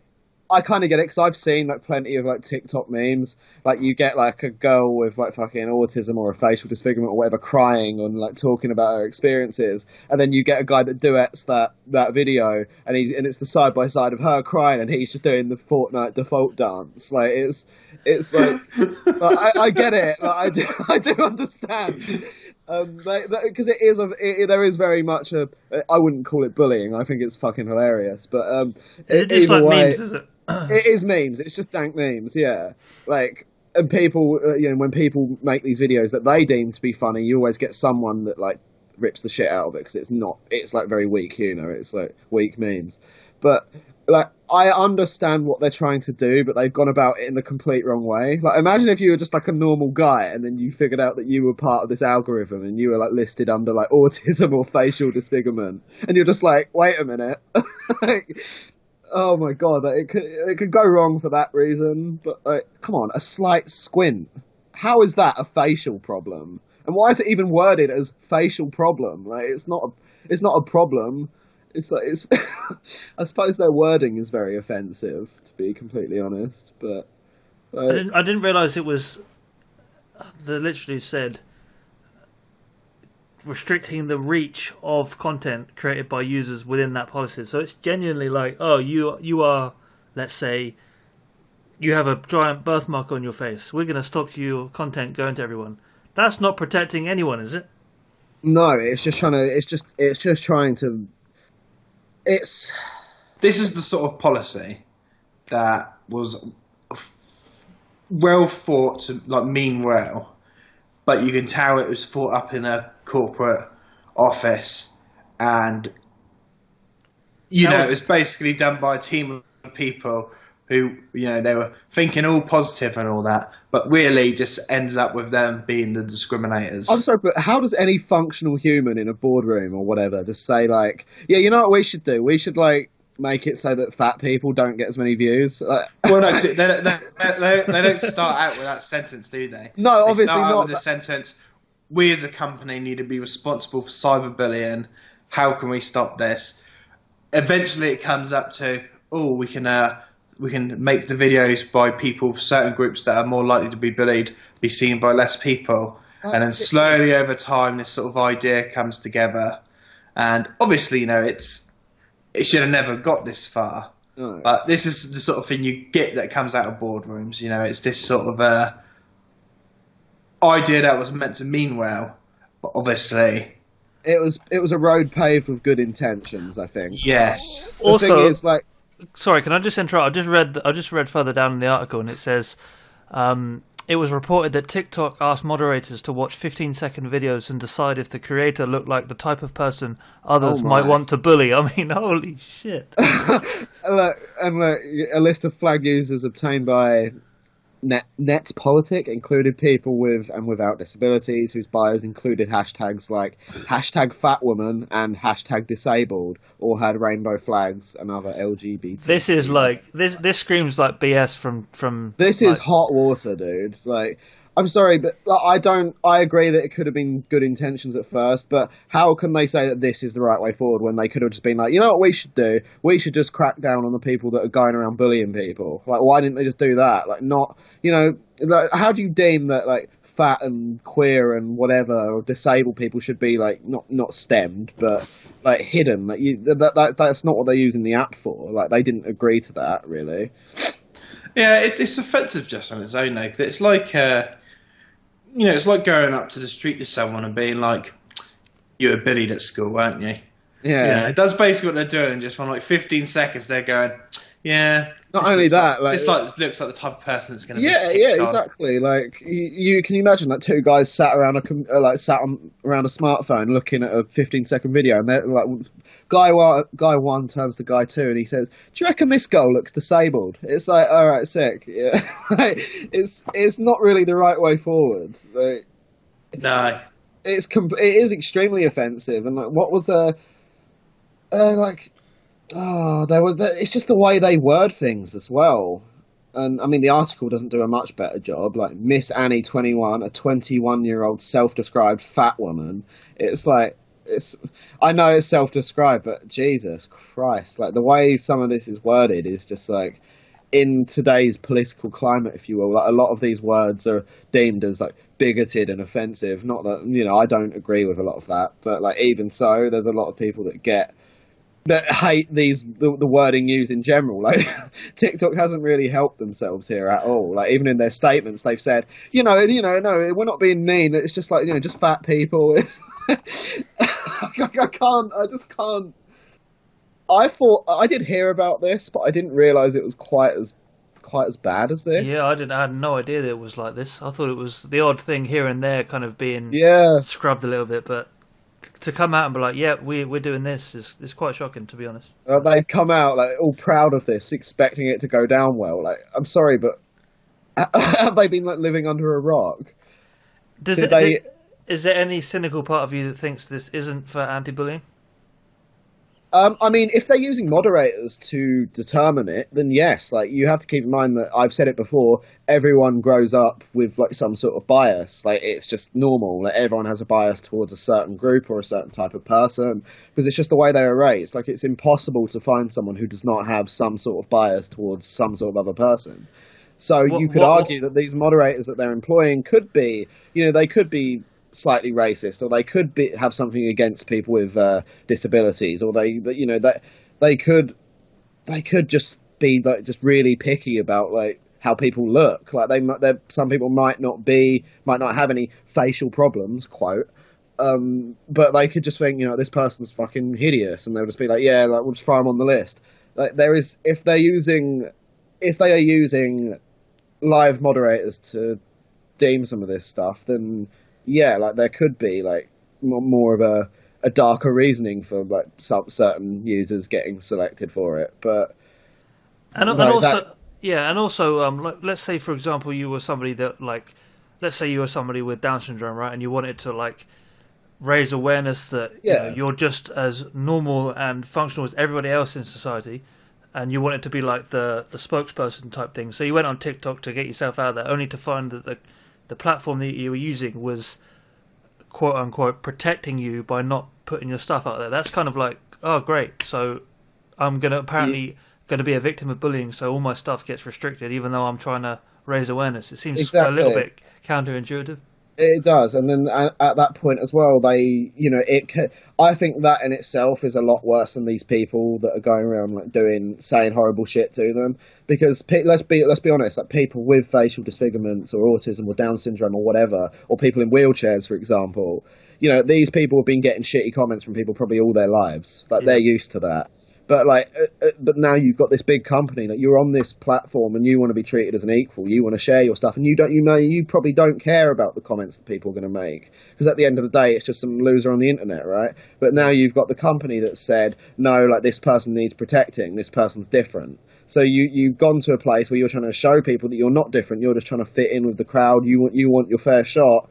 But the company has decided that you're different to everyone else. Like that, I think that is far worse than like the bullying that other users are going to do. I think that is like, if that was me, if I went on there and I said, hashtag diabetic or whatever, diabetic life, whatever, talking about my experiences, and yeah, sure, I'm going to get some people that make fun of me and say like, talk about all the risks and fucking make fun of me for going blind or whatever, but.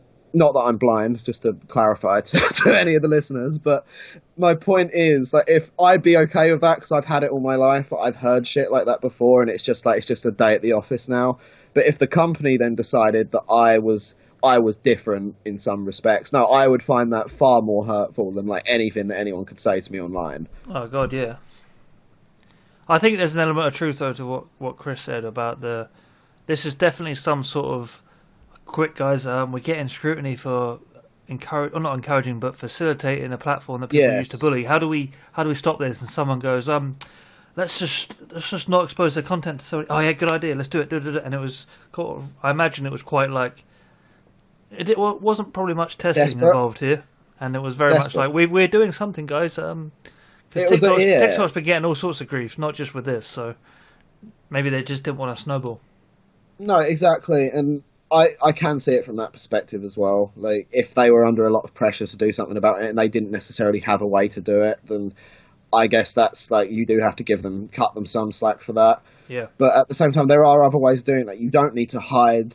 I mean, it also depends. Are they hiding it from people who just have a history of bullying, picking on people like that, or are they just hiding it in general? I think they need to do more work on the people that are doing like this offensive stuff. It does.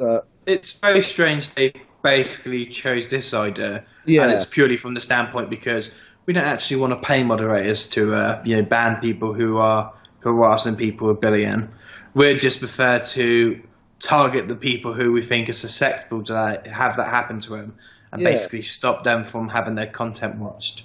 Yeah, like the thing is. Yeah, like what they've said here is like, moderators are instructed to add flags to the accounts of the vulnerable users, right? Why couldn't they have just done the same with like users' accounts that have been reported for bullying? Like, say, all right, so this person here has got a history of like going around and picking on, gay people, for example. So let's put a flag on this user so that they don't get content like that sent to them.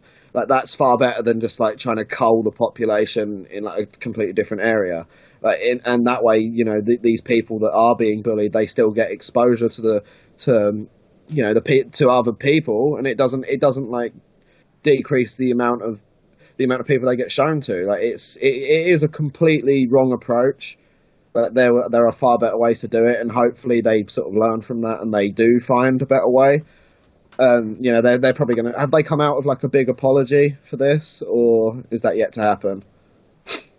I'm not aware of one yet, but I'm quite sort of. I think there's some sort of sinister undertones to this. To be honest with you, like really, you can earn money from TikTok, right? Yeah. So it's some people's livings, and what happens when you get your account flagged? You don't go to as many people. You make less money. Maybe this is complete speculation and probably just me being too cynical, but this is theoretically a great way to stop a certain category of people not being promoted as much. That's all I'm saying. It is like there is the danger of that as well. And so what? Sorry to interrupt. What happens if you're a member of a certain political party who are subject to harassment? Yeah, exactly. Are you basically saying that you think this is a way for TikTok to stop these types of people being associated with their product? No, I'm saying what it's almost facilitating. The idea of these people could be in danger of harassment, so let's not promote their stuff. That's very easily abused, is what I mean. No, okay.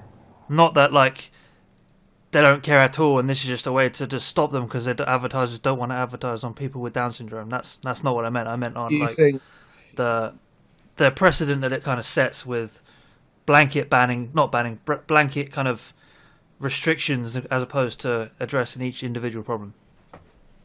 Yeah. You're caching them and like moving them off the front page, so to speak, and like I suppose, like there is a way. Even if like the overall intention of it isn't malicious, I suppose it's one of those things that can easily be manipulated to be that way. Yeah. Anyway, segue. Segue time. Anyone else want to do a segue? Because you can see the tabs open here, or do you want me to come up with one?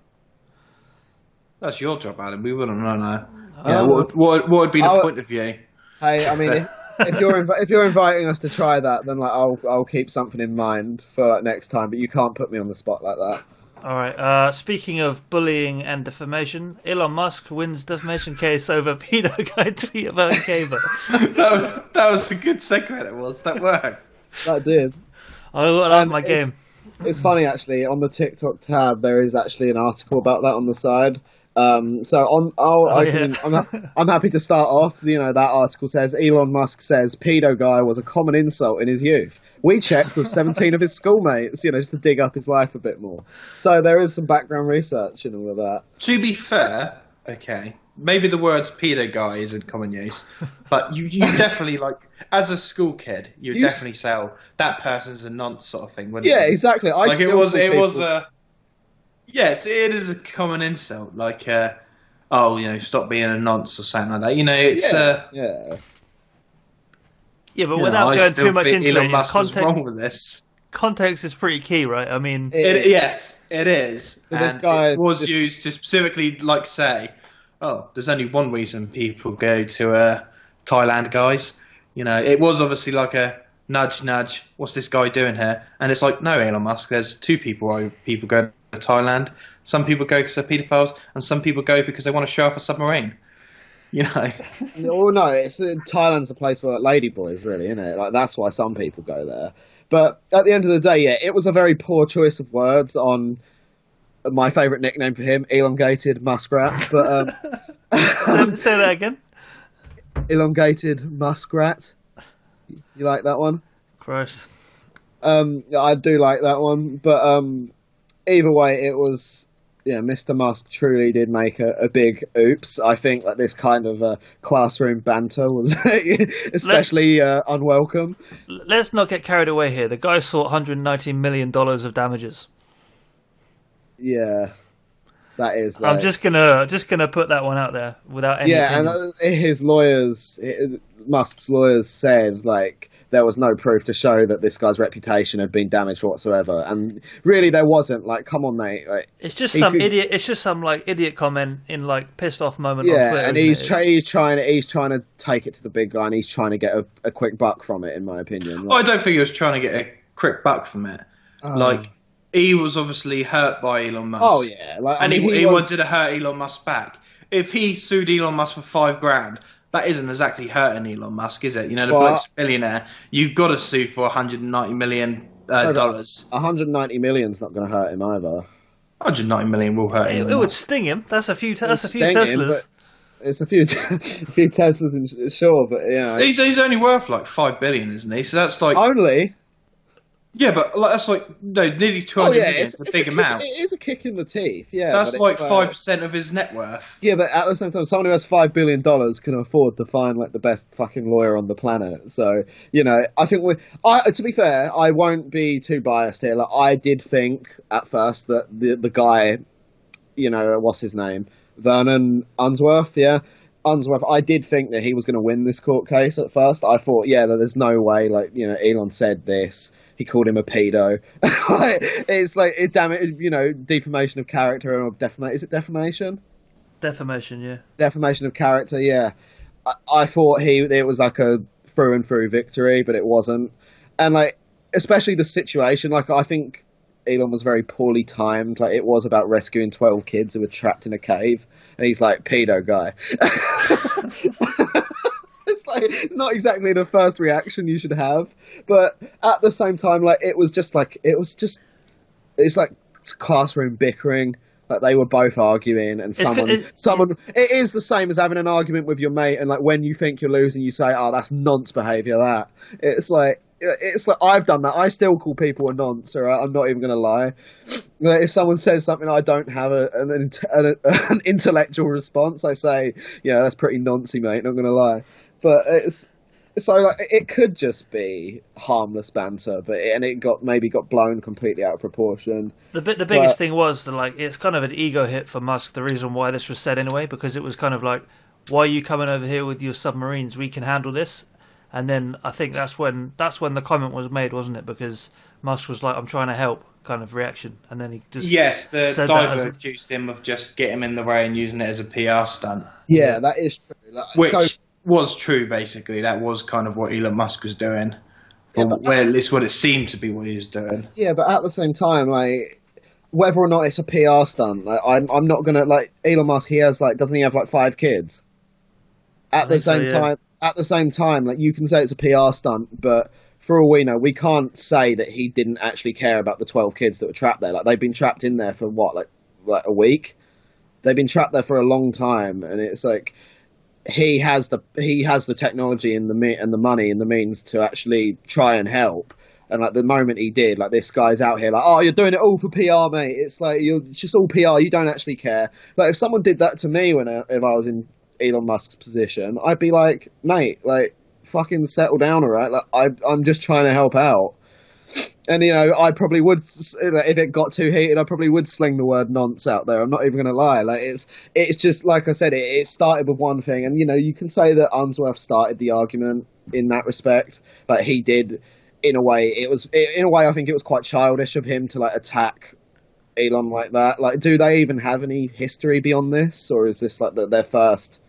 No, that's it. It was just like a argument, bickering, kind of trying to one up. You asking if they have history? Yeah, like I mean, do they have a history of like butting heads, or is this just like the first time that they've ever ran into each other? The British guy also started a PayPal competitor in 2004. Oh shit! Which Okay. didn't succeed. Okay, fair enough. Like, what sort of history do you think they're going to have? I didn't know about that, so fair play. No, this is me taking the piss. Okay, right. How are they going to have a history? Well, I don't know. Like you just said, like that didn't even sound sarcastic. Like for all I know, that would have been like that was a real comment. Like he could have a competitor. I don't even know who Vernon Unsworth is. Okay, I know who Elon Musk is. He's the diver when he saves the kids. Yeah, I know he's the diver, but beyond that, I don't know who the fuck he is. Like, I really don't know. I don't understand why you'd assume they had a history. Because why would there's no need for like all of this. Like there was no need for all of this bickering, was there? Like there was no need for Unsworth to go out and attack Musk, like, or was there? Like, is there bad blood between the two or not? Like, I don't know who the hell this guy is, and like, if they don't have any sort of like history of like butting heads with each other, then like, why did he do it? Like, it was childish to go out and attack it. Like, if you're both trying to achieve the same thing, why get into some petty argument about it? At the end of the day, there was 12 kids trapped in a cave with their teacher. They're all at risk of death through like either a slow death of starvation or whatever, and like you're sitting around like saying, one guy's saying, oh, you're doing it all for PR, and the other guy's saying, well, you're a pedo, mate. It's like, come on, dude. Like, you've got 12 kids trapped in a cave. Like, why don't you band together, use your skill sets and your money to like help each other out, and like make both of you look good for it, if that is all you care about. Like, at the end of the day, like, seriously, like, it's so stupid that it went this far. Like, no, this is it. The British diver was angry because, as far as he was concerned, Elon Musk didn't help with the situation. He merely got in the way. Okay. And at one point, Elon Musk requested that they delayed the, I think it was the rescue of some of the kids, just so he could test the submarine. Ouch.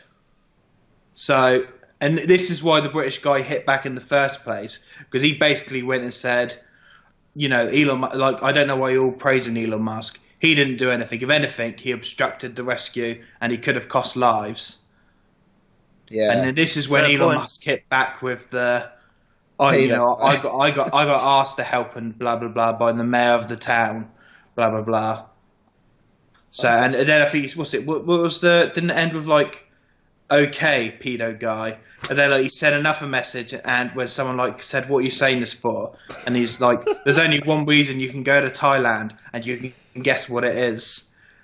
So I'm surprised, to be honest, that Elon Musk won, and he did. Like I said, I was very shocked that he won. I didn't see it coming. I honestly did think Unsworth would win, purely because like, I remember seeing the tweet he sent back to Musk, like with all like the legal details and stuff about how the lawyers would be in touch. I was like, oh fuck, he's going there, And like, I wasn't for or against either one really. Like, I didn't really care that much. I didn't. Really let's not beat around the bush. Elon Musk messed up, right? He did, but now, and like even after this court case though, like Elon Musk's still getting in the last word. Look, speaking to reporters outside the courtroom after the jury reached its decision, Mr. Musk said, "My faith in humanity is restored." It's like, he's such a smug bastard, isn't he? But I mean, that's one of his lovable features, I suppose. Mr. Unsworth said it was his lawyer, the lawyer Linwood said. the decision was not a good verdict for society. So like they're both still slipping in like the little comments. But Mr. Unsworth was actually, looking at the article, he was quite mature about it at the end. So I suppose like in a way like he was the bigger man. Like I can't deny that. Like he said, yeah, it's not gone the way I expected, but I respect the decision. Like fair enough. Like I can't really knock that. Whereas Musk's like, oh yeah, well my faith in humanity is restored. It's like it is. You can see like how all of this. This is the important take from this. Okay, that if you call Unsworth a paedophile, you could be sued for defamation because there is a case. Whereas if I go and say now that Elon Musk emotionally abused his first wife, I can't be sued for that because that's provably true. Yeah. So, I'm just going to go and make that claim now. No, fair play. Elon Musk, you're an arsehole. He's not going to listen to this, so I'm not threat of any being abused, but, I'm just going to say he is. That's what he is. I think I know the new episode title. Pedo guy, no. Pedo guy. Pedo guy versus now, rich submarine man. Is that literally most people know him now as just a pedo guy, don't they? He's not a paedophile, but you didn't know his name before this article came up, did you? No, I didn't know. And I didn't know his name before. I obviously read his name at some point because I remember reading the tweets and now when it first happened. But I've forgotten his name. But if you said, "Oh yeah, remember pedo guy," I would instantly know you meant the guy that Elon Musk called pedo. Yeah, to be fair, so I suppose you can argue there's defamation of character there. Yeah, but at the same time, I don't actually think he's a paedophile. Like, if anything, he's got his name out there, not for the best reasons. But who is actually going to believe that he's a pedo? I just careful. I feel sorry about the situation that's happened now because fair enough, yeah. the diver was undoubtedly a hero who did save the kids. I do not deny that at all. And instead of him being known as the guy that saved the kids, he's now known as the guy that Elon Musk called a paedophile. Yeah. That is I very can see true. that. Fair point. Yeah, that is fair. Like you can argue that Musk has in a way damaged. I think he's not so much damaged him, but he's taken away the focus from what actually happened, and now it is just it's no longer about the 12 kids that got rescued. It's now about this whole feud between these two, which is whether or not that's what they wanted to happen, whether or not they wanted to take all that focus away from that, I doubt it. I don't think that they went out there with the intention of it going this far. I'm pretty sure Musk didn't call him this with the expectation of this going to court and turning into this big ordeal. No, this was obviously Elon Musk got hurt because of the comments he said. Yeah, and it's like what anyone would do in a normal argument. One guy said one thing, you say another, then someone hits you where it hurts, so you try and hit back. It's how any adults without a lot of money would argue, and I don't think either of them. Well, there's a reason why Elon Musk isn't legally allowed to tweet now without it being approved by someone else. Yeah, okay. It's because he couldn't handle doing the tweets the first time round without coming up with issues like this and issues with the SEC. Yeah, of course. That is. It is quite the difficult situation. It's hard to. I'm not taking sides on it because I do think, in terms of how it all went down, I think both of them maybe sort of took it a little bit. I think they both sort of blew it out of proportion, and it didn't need to go this far. And I am more upset at the fact that all of the focus was taken away from the big rescue mission, and it's all just turned into forget about all of that. It's now about pedo guy versus Musk. It shouldn't have come to that. I don't think no way. So, but this is just this. At the end of the day, it is a lot of slinging money and false statements around, and look at this big court case that's going on. I forgot all about this until I saw it as one of our topics. I didn't really care. I knew exactly what event it was talking about. I knew it was to do with the the divers or the diving situation and the whole rescuing the kids. Like, but I honestly, like, all of that got sidelined by like this big court case. So like neither of them did themselves any favors, I don't reckon. Like, I think this just took more. Like, if Unsworth wanted praise for, you know, what he did, like, fine, he has my praise. Like, it was very heroic, like all the diving and everything. But at the same time, like, starting this whole court case, all it's done is, like, I think it's almost solidified what Musk said to him and what he said to Musk, and instead it's taken away from, like, the heroics of the situation completely. So it really hasn't helped. Like, I get it, like, both of them were upset, but at the same time, taking it to court as well, it's like, it's obvious that you can't take someone like Elon Musk to court and then expect it not to be like the next big headline. Now, you can forget like whatever the event was that started it all. Like, now the big focus is, wow, someone took Musk to court, you know, and that's just like it was doomed from the start, in my opinion. Well, talking about incredibly expensive things that never got used, like Elon Musk's submarine, let's go on to the Google glasses. Ah, yeah. How the camera doomed Google Glass. By including a recording device, the first-gen smart specs went from dorky to disturbing. I didn't add this, but you basically segued and took my job, so I'll let you host next week, Chris. And yeah, you asked for segues, Adam. That's good. That's good. I was trying to think. The one I was thinking of is Taylor said, "This is just a case where they're just slinging money around with no hope." And I was going to go, speaking of slinging money around, Adobe is buying the Oculus Rift. Yeah, but yeah. Yeah, of course. How are the camera doomed Google Glass? I thought these were going to be the next big thing. Yes, we all did. Apart from Chris, probably. Well, yeah, it's probably another gimmick. But to be honest, I'm actually going to be on Chris's side with that one. I do think it's a bit of a gimmick. But either way, I'm going to start us off with saying that the reason, I'm sure you might even be on the same line as me, the whole reason the camera has doomed the Google Glass is because think of how many fucking loopholes there are with that. In some places in America, you're not allowed to record anyone without their consent. In some places in the world, even. And then like, there's other things. Like, think of all the things you do in your everyday life, and why having a camera constantly watching that would be bad. You know, like you go to an ATM, you put your PIN in, you read classified documents at your job. Like, it's like there's so many things about having a camera there that defy a lot of laws and a lot of privacy, in my opinion. And a big reason why the camera made this fall through is because of a lot of that. Like, it's just like a lot of people were just sort of against it. I think the big one was they got a lot of hassles. There was a lot of articles at the time, I remember, when they was doing like the beta testing, where people were basically walking around with it on, and random people would approach you and be like, "Are you filming me?" Yeah. It's like, get the camera out of my face sort of thing, when like they're just walking about. I remember like an article where didn't someone get like beaten up at like a McDonald's because they had a pair of Google Glass on and someone thought they was recording them.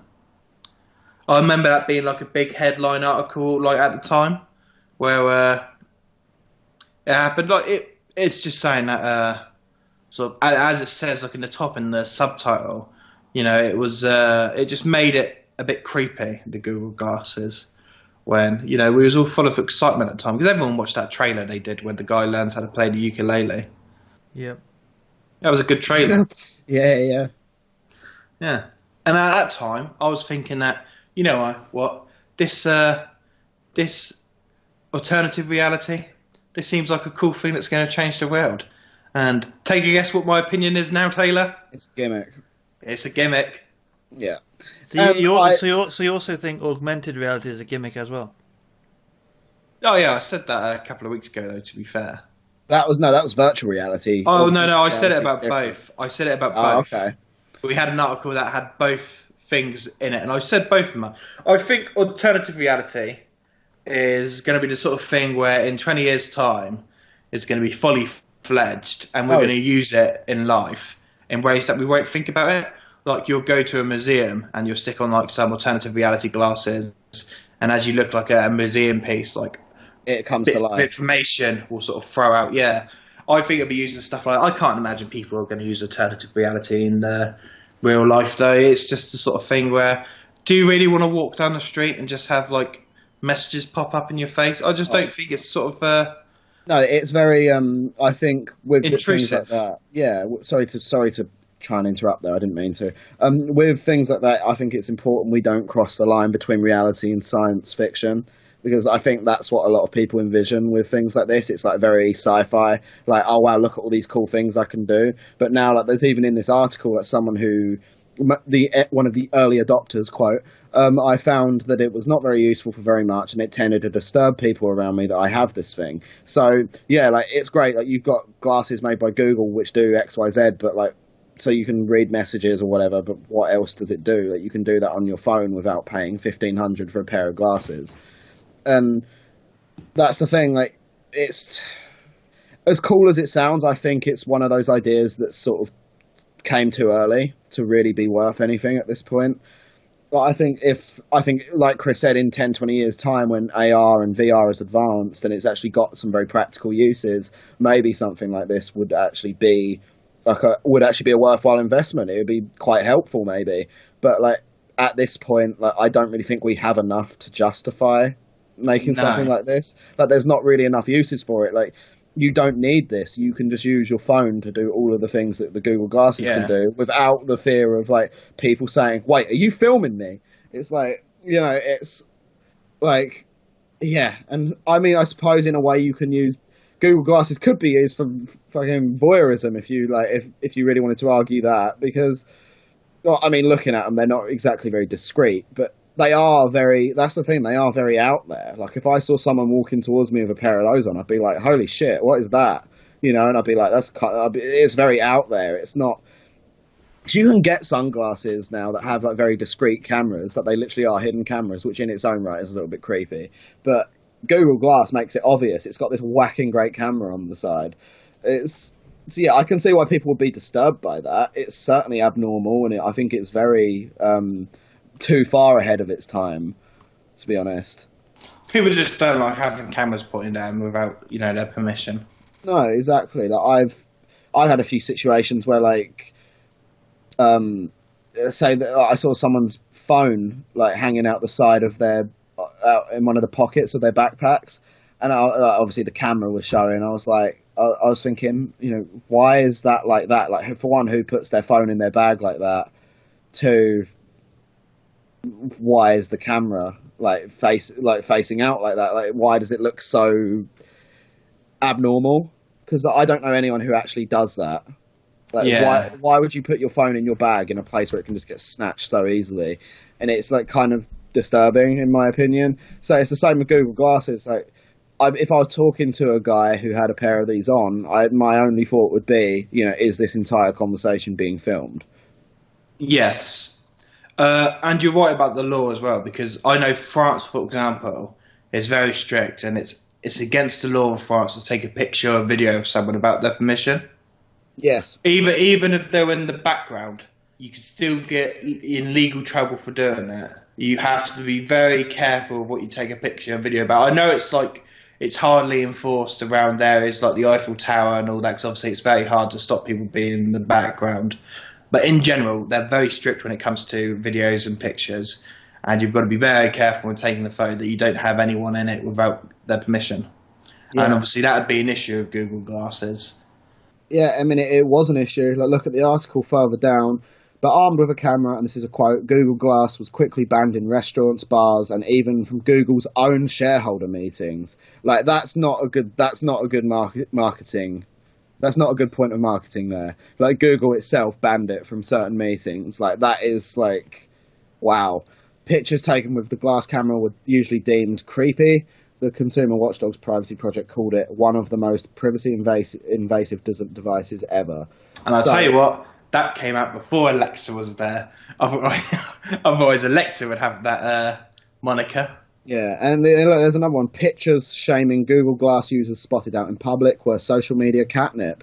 Anyone caught in front of a Google Glass user had to assume they were being recorded. It was too Black Mirror-ish, too fast, which furthers what I said a little while ago about it being too ahead of its time. Like, it is far too quick for the current tech industry, I think, and just the current state of affairs.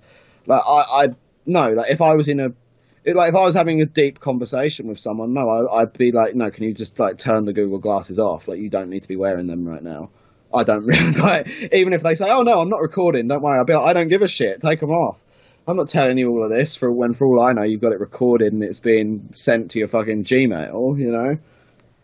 Yeah, it says, you know, you don't want to be recorded by people. You don't want a camera in your face. No. And it does just make it even worse when someone's got like a camera aimed at you. And you're like, are you taking a picture of me? And they're like, no, I'm just looking at my phone as they keep the camera aimed at you. Yeah, exactly. It's like, you're just looking at your phone. Move the fucking camera. That's true. Sorry, speaking of... I was going to do a segue, but I got shot down. Speaking of putting cameras in people's faces without their permission, Homeland Security is walking back its plans to use facial recognition on US citizens travelling internationally. I think the headline speaks a little bit for itself here, but let me just say, will not require travelling US citizens to participate in a facial recognition screening, the agency announced Wednesday. This is one of those situations where it's like, it's an airport, you know, just let them do what they need to do. Yeah, is it really that bad of a thing to have it in an airport? You can avoid it if you just don't travel, you know? I don't think it's a bad thing at all, really. Like when I went to America, like the first thing they did was ask me, you know, a dozen different questions. They asked me the same question several times to see if I was going to trip up on it. And then like the guy was like, okay, now I need to take all your fingerprints. I was like, all right then. And I obviously I thought, wow, this is a bit extreme. But at the same time, I was like, yeah, look, this is just the way they do things in America. America's a much bigger place than the UK. They probably have they're probably at a lot higher risk of, you know, I suppose terrorism. And, you know, after all the shit they've seen and all the mass shootings and even 9/11, like obviously they're still feeling the effects from that. And that was a big pillar in like their security from that point, I think, especially airport security. Like, I don't really think it's unreasonable that they're doing a lot of this. And facial recognition, like, dude, if you're a US citizen, who gives a shit? Like, they already have what your face looks like. Like, they already have all of this information on you. They already have, like, probably have your fingerprints and your fucking blood type and, you know, where you were born and who your wife and kids are. Like, is like facial recognition really that scary to you? Like, they already have so much more information outside of what you look like. And, like, if anything, it makes you safer that they're doing this. Like, it makes you as a US citizen safer that they're checking this on people that are coming into the country. Like, do you not want that security?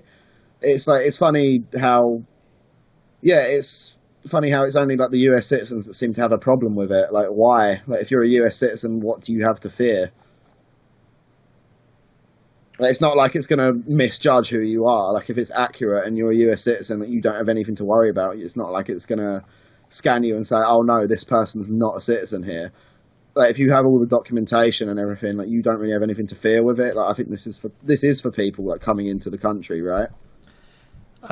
It's traveling US citizens, so yeah. People going out and then coming back in. Yeah. So I think basically what's happened is they already had been doing the facial recognition on foreign nationals when they entered the US. Yeah. And they basically said, oh, we're now going to expand this to everyone. Got a bit of hit back. So they've now retracted and saying, okay, we're just going to keep it with the foreigners. Ah, fair enough. Okay. So why exactly are American citizens so against it then? People just don't want that. Facial recognition is just a very sore subject at the moment, isn't it? And you've got to remember, you've got things like, you know, the TSA, and its long history of existing now, has stopped exactly 0 terrorist attacks. Say again, sorry? The TSA, and its quite long existence now, has stopped 0 terrorist attacks. Really? Yep.